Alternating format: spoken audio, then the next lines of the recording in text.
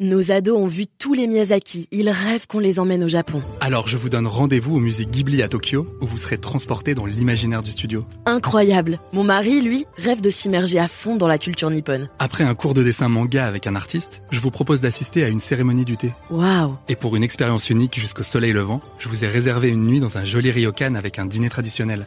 Je nous y vois déjà.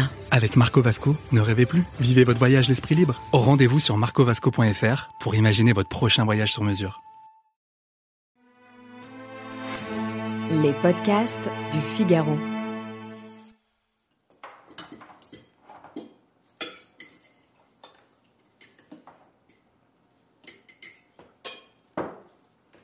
Bon alors, on fait quoi pour les vacances ? Cette question résonne dans bien des familles à l'approche des vacances d'été. Mer, montagne, campagne ? Voyage en France, en Europe ou bien à l'autre bout du monde ? Les options varient évidemment selon les budgets de chacun. Mais pour tous, une autre question arrive bien vite une fois que la destination est choisie. Une fois sur place, on fait quoi ? Si vous avez déjà organisé un voyage, vous savez à quel point c'est chronophage. Et si on confiait cette tâche à l'intelligence artificielle ? De ChatGPT à des services spécialisés comme Mindtrip, TripNote ou TripPlanner, bien des IA proposent de concocter en quelques secondes votre itinéraire et vos activités pour les vacances. C'est un sacré gain de temps. Mais est-ce que c'est vraiment une bonne idée ? Allez, venez, je vous explique tout en moins de 5 minutes.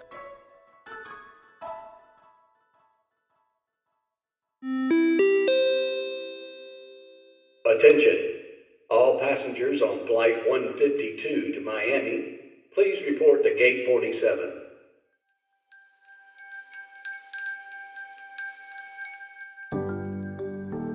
Pour préparer ce podcast, je me suis amusée à demander à ChatGPT des itinéraires de 3 jours pour une ville que je connais bien, Paris. J'ai d'abord demandé un itinéraire pour quelqu'un qui découvre la capitale. Sans surprise, ChatGPT m'a sorti les grands classiques. Tour Eiffel, Louvre, Notre-Dame, Orsay, Montmartre et Opéra. Et franchement, il n'y a pas besoin d'une IA pour sortir un tel planning. J'ai ensuite demandé un itinéraire pour une famille avec de très jeunes enfants, puis une visite des quartiers alternatifs. J'y ai vu de bonnes idées, comme le parc de la Cité internationale universitaire ou bien une promenade sur la Petite Ceinture. Mais j'ai un peu tiqué en voyant que le zoo de Vincennes est qualifié de petit zoo, que ChatGPT propose une journée entière au canal Saint-Martin, ou bien qu'il propose de visiter l'une des plus petites portions de la Petite Ceinture qui se boucle en 10 minutes maximum. Il y a aussi des plannings incohérents. Par exemple, ChatGPT me dit de visiter le parc des Buttes-Chaumont, puis de faire une promenade en bateau à proximité du parc au canal Saint-Martin. Sauf que les départs de ces promenades se font à Bastille, à 30 minutes de métro de là. Il me dit ensuite d'aller déjeuner dans un restaurant au Buttes-Chaumont. Ça n'a aucun sens.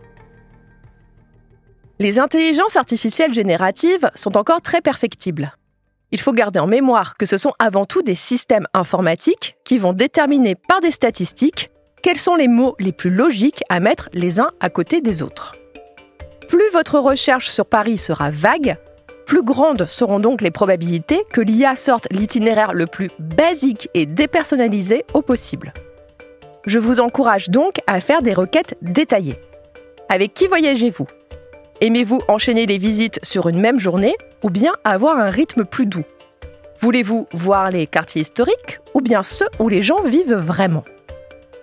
Je dois aussi vous mettre en garde contre les informations pas à jour ou bien fausses que ChatGPT peut vous donner.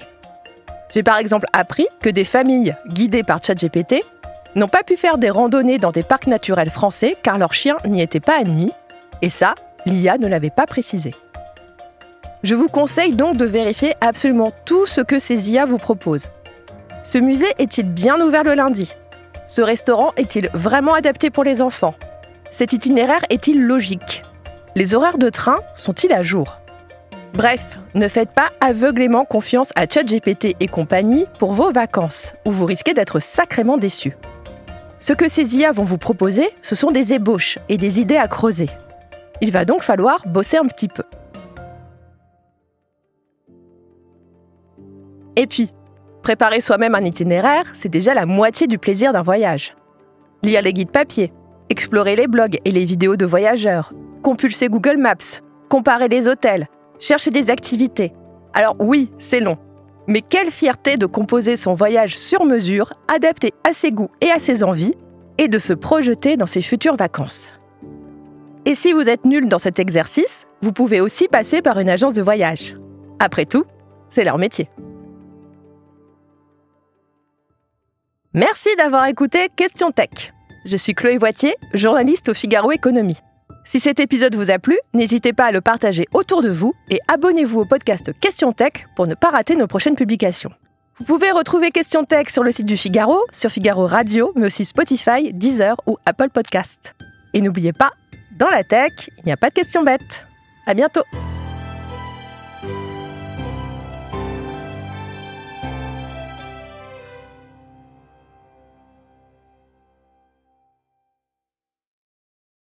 Nos ados ont vu tous les Miyazaki. Ils rêvent qu'on les emmène au Japon. Alors je vous donne rendez-vous au musée Ghibli à Tokyo, où vous serez transporté dans l'imaginaire du studio. Incroyable. Mon mari, lui, rêve de s'immerger à fond dans la culture nippone. Après un cours de dessin manga avec un artiste, je vous propose d'assister à une cérémonie du thé. Waouh. Et pour une expérience unique jusqu'au soleil levant, je vous ai réservé une nuit dans un joli ryokan avec un dîner traditionnel.